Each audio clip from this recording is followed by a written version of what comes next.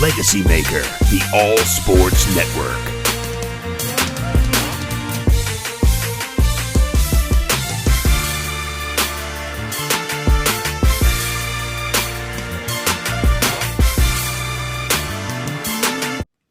What's going on, everybody? Rob Johnson here for the Legacy Maker Sports Network. Another episode. Today we are counting down the top 10 players who are under the most pressure. Now, this is my list. This is what I do. This is the heat that I bring. Many of you may not agree with what I'm saying here, but these players, in my opinion, I feel like will have an impact. Some may not have impact as far as wins, but they may be replacing a legend and other factors that I see. So let's get started on this show. Now, at number 10, we are talking about the running back from Alabama, Mr. Najee Harris. Mr. Najee Harris, ladies and gentlemen, is the running back who I feel could be that next great Steelers running back. Najee Harris in college had 3,843 yards with 46 rushing touchdowns. More importantly, he had 80 receptions for 11 touchdowns. Why is that important? That is important because not only does the Rooney family want the Pittsburgh Steelers to get back to their meat and potatoes of running the football, want them to get a balance. And I believe a guy like Najee Harris will be able to bring that balance for the Pittsburgh Steelers. Ben Roethlisberger getting long in the tooth. It's going to be a long year if he continues to drop back 30, 35, 40 times. Pittsburgh is a dangerous team with a very good defense. If you can get Najee Harris to be that player who you picked in the first round, by the way, they're only second running back they've picked in the first round since 1989, the last being 2008 with Rashad Mendenhall, then you have, that's pressure. Because in Pittsburgh, if you're a running back and you look at the history of great running backs in this franchise's history, it's pressure. It's a lot of pressure, and he has it on his shoulders, even with that bad offensive line, to come into 2021-22 and have a big year. There are a lot of big things they can do. They don't have a lot of great receivers, but they have an abundance of receivers. So you can use those receivers to get some open yards, use some sweeps, use some other things. You can go back and look at his tape, what he did in college. So, yeah. Najee Harris is under pressure to have a productive season for the Pittsburgh Steelers as they are looking to get back and win their division. At number 9, we have the Duke product, Daniel Jones, who has thrown 35 touchdowns with 22 interceptions in his brief NFL career. Now, last year he had 11 touchdowns, 10 interceptions. He's coming to a year where they picked up a lot of players in free agency. They have one hell of a defense. They have receivers. They have Saquon Barkley coming back. And you notice I didn't put Saquon on this list because for me, one big part of motivation I have on this list is I think a lot of times you have players like Saquon who I don't think he's really going to get criticized like that in the Giants organization because he was picked so high and they want him to have so much success. Now, when you look at Daniel Jones, where he was picked at number 6, there's pressure. There's a lot of pressure because not only are you the quarterback, but you are basically Dave Gettleman's get out of jail free card. If you have success, Dave Gettleman will have success. If you don't, there's a good possibility he could be out the door very soon, just like you, Daniel Jones. And with the impending free agency of Aaron Rodgers and some other high-profile quarterbacks, it's pressure. It's a lot of pressure right now in New Jersey for Mr. Daniel Jones. Now, we go to number 8, Julio Jones. Some may say, why Julio Jones? You know, he's new to the Titans. He's had a very productive career. Why Julio? Well, because, quite frankly, there's a lot of hype around Julio. And if you look at Ryan Tannehill, who was pretty much an average quarterback for a long time, he had his best year last year, 33 touchdowns, 7 interceptions. You got Brown coming back. You got a pretty good running back and Derrick Henry. So you really have got to make sure, if you are Julio Jones, that you're bringing your A game. In my opinion, he only played in 9 games last year. That's not good. Injuries have been getting to Julio, and now a guy that is getting into his 30s, and the injuries are going to start to, pile up. In my opinion, you have to come out and have like a Randy Moss type season like he had in New England. Can he have that? I don't know. But I feel that Julio is under pressure, especially because this team, this Tennessee Titans team, is ready, in a lot of people's opinion, to go to an AFC Championship, possible Super Bowl. So it's a lot of pressure on Julio. In 2015, when he had 136 receptions for the Atlanta Falcons. So Not saying he has to get 136 receptions, just saying that he has to have mass production if this team really wants to get to their goal, because there are a lot of great teams in the AFC and a lot of points are going to have to be put up to get to that Super Bowl. Now we go to number 7, Ryan Fitzpatrick from Washington football team. Many may say, why am I picking Ryan Fitzpatrick? He's a journeyman. He's one of those guys where his record isn't that great. In fact, his record all time is 59, 86, and 1. Well, you're coming to a team that has high expectations. You've got Terry McLaurin. You've got Samuel. You've got running backs. You have a ferocious defense that is a championship defense.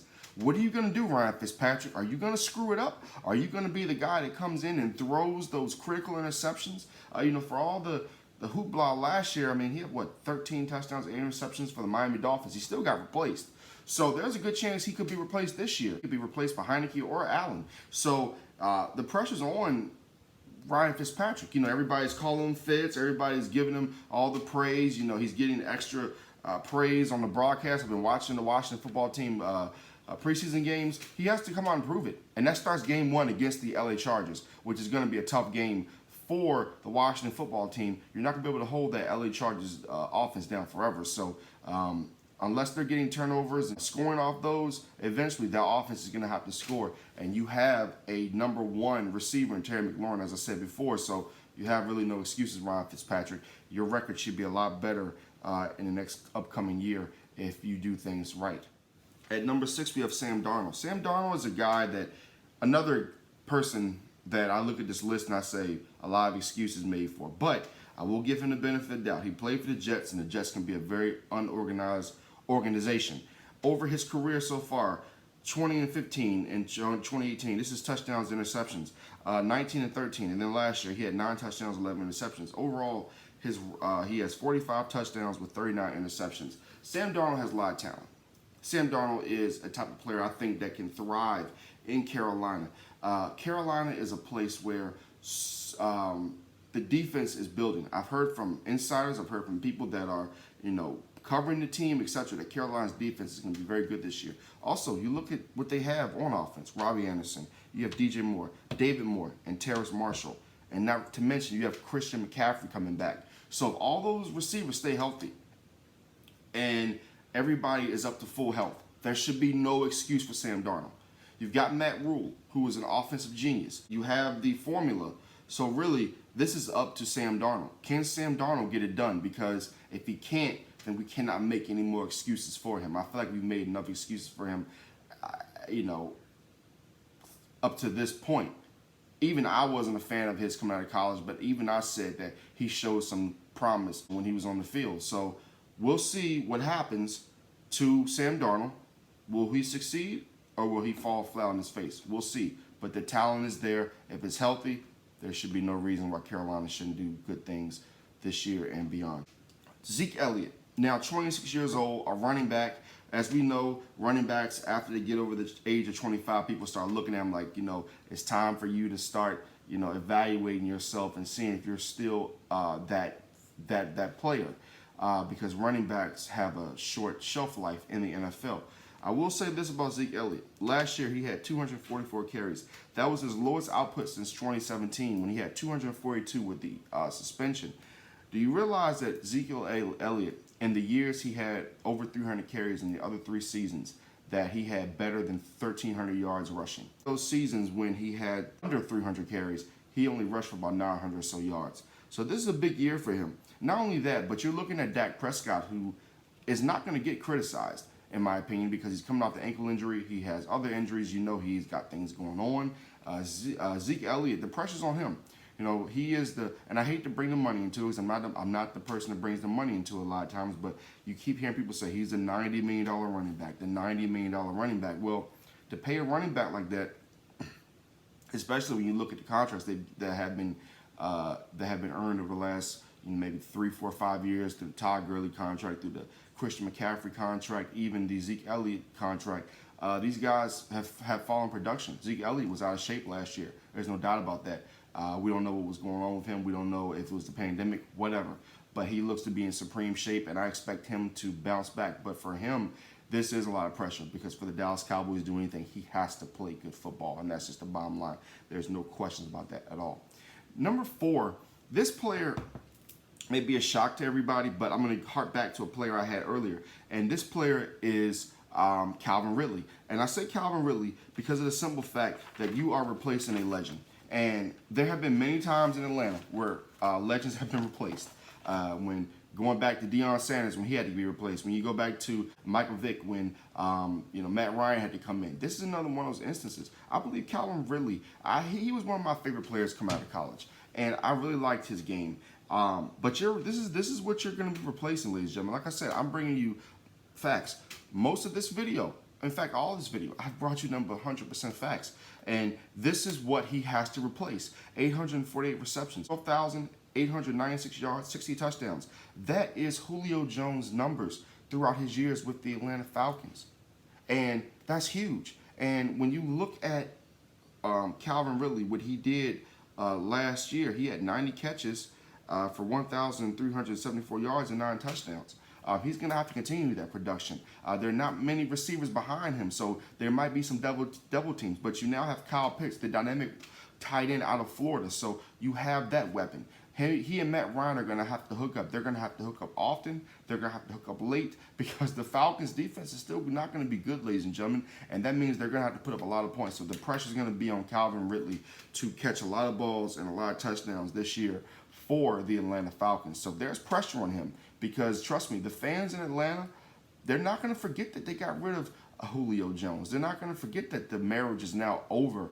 They're not going to forget that Julio Jones is one of the more productive receivers in this Falcons team history. So Calvin Ridley, you are up next, and people are going to put the spotlight on you. So there is a lot of pressure because we know that this Falcons team still has a lot of turnover to go.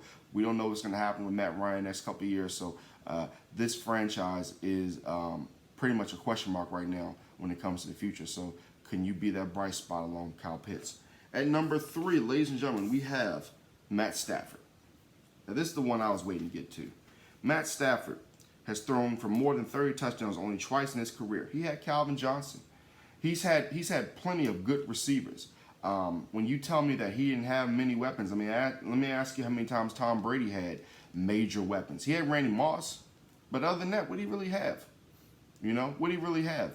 And Matt Stafford, I feel like he's been given excuse after excuse. This man is 74, 90, and 1 in his career. I feel that the local media in Detroit, the national media, have given him excuse after excuse. Well, now he's now in Los Angeles, meaning that he has no more excuses, meaning that he's with guys like Robert Woods, Deshaun Jackson, Tutu Atwell, a rookie out of Louisville, who I think is going to be very good. You have Tyler Higbee. You're in the right spot now. You're with the right coach in Sean McVay. What are you going to do? What are you going to do? That's just the bottom line. We can't make any excuses for you anymore. Now, we know Cam Akers is out, but that shouldn't matter because you're Matt Stafford. You're the great Matt Stafford. You're great, right? You know, you've been held back by the Detroit Lions. I forgot Cooper Kupp. He's there too. But you're Matt Stafford. You're the great Matt Stafford. You've been held back. Everyone's been holding you back for years. It's no one's fault. So it's no one's fault, sir. So come out and prove to us that you are as great as they say you are.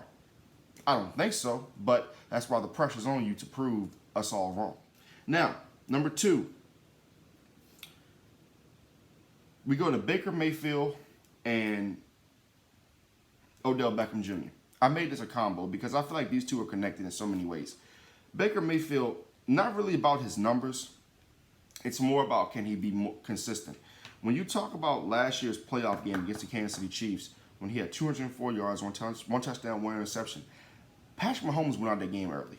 Chad Henne came in that game in the third quarter, and you still couldn't get it done. You still have Landry. You still have those 2 running backs in the backfield. So my question is, are you going to be consistent enough? And can you count on? And the reason I'm saying the pressure is on both of these guys, and it's not really that much on Baker. It's more on Odell because they've got to team up. The pressure is on these guys to produce so that they can finally get above these expectations that people have had for them. every like last 2 years, 3 years has been the Browns, the Browns, the Browns. Guys got to prove it. And when you look at the numbers for Odell Beckham Jr., can he prove it? Let's just be honest. From 2014 to 2016, Odell Beckham had 288 catches. Since 2017, he's got 199 catches. From 2014 to 2016, he had 35 touchdowns. Since 2017, he's got 16. What does that tell you? In fact, on November the 5th, he'll be 29 years old. What does that tell you, everybody? That tells me that this guy, and Odell Beckham Jr., for all his great catches, for all the theatrics on Sunday Night Football against the Cowboys, for all of his whatever he does off the field, however he's been just dynamic on the field, his time is ticking. Odell Beckham Jr., your time is ticking. And I will tell you firsthand, Baker Mayfield is not going to go down with you. Baker Mayfield wants a contract. So it's going to be like this.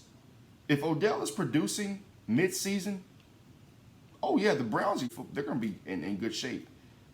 But if Odell is not producing and he's doing a bunch of crap, I can guarantee you Baker Mayfield is going to go to management and say, trade this guy now. I can't go down with this ship. The Browns could be very good this year and they could be very bad. They got a tough schedule. And this is going to be make it or break it for a lot of people. And I'm not saying it's make it or break it from Baker, but he knows that if this thing implodes, he may be looking for other employment because there are other quarterbacks, again, that the Browns can go get that can have mass production. So I'm just saying, for both of those guys, the pressure is on. And the pressure's on Odell to produce. The pressure's on Baker Mayfield to get Odell in line and say, look, bro, we got to get this going. Like, this experiment has got to work. Period. It's got to work. If it doesn't work, then one of us got to go. And most likely, it will be you, Odell Beckham Jr. Number one, very easy. We have Aaron Rodgers from the Green Bay Packers. Ladies and gentlemen, do you know what Aaron Rodgers' starting record is in the postseason? It's 11-8. It's pretty good, right? 1-4 in the NFC Championship game. Do you know what Tom Brady's record is? 34-11. He ain't no Tom Brady. Okay. I hate to break it to all you. Aaron Rodgers is a talented quarterback, but he ain't no Tom Brady.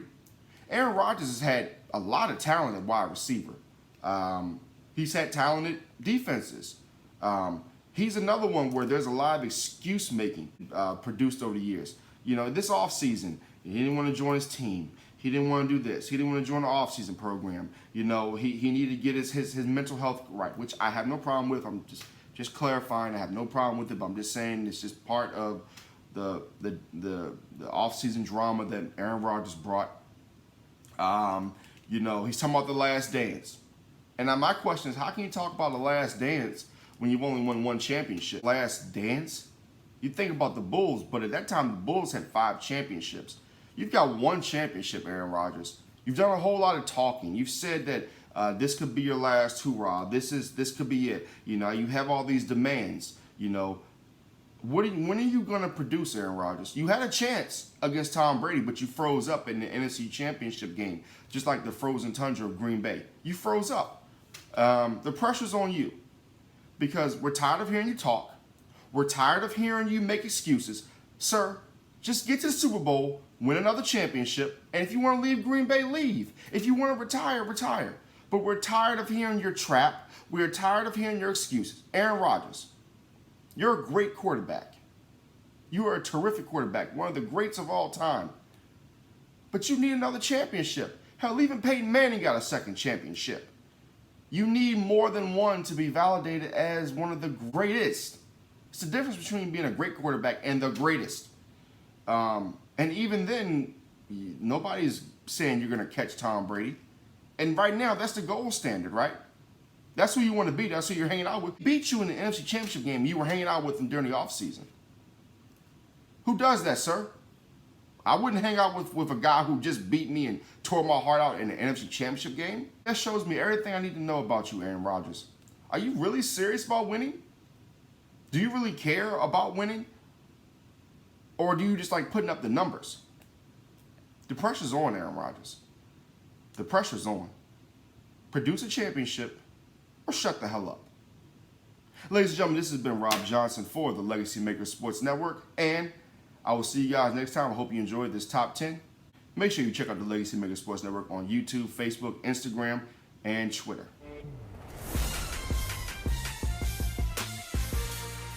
Legacy Maker, the All Sports Network.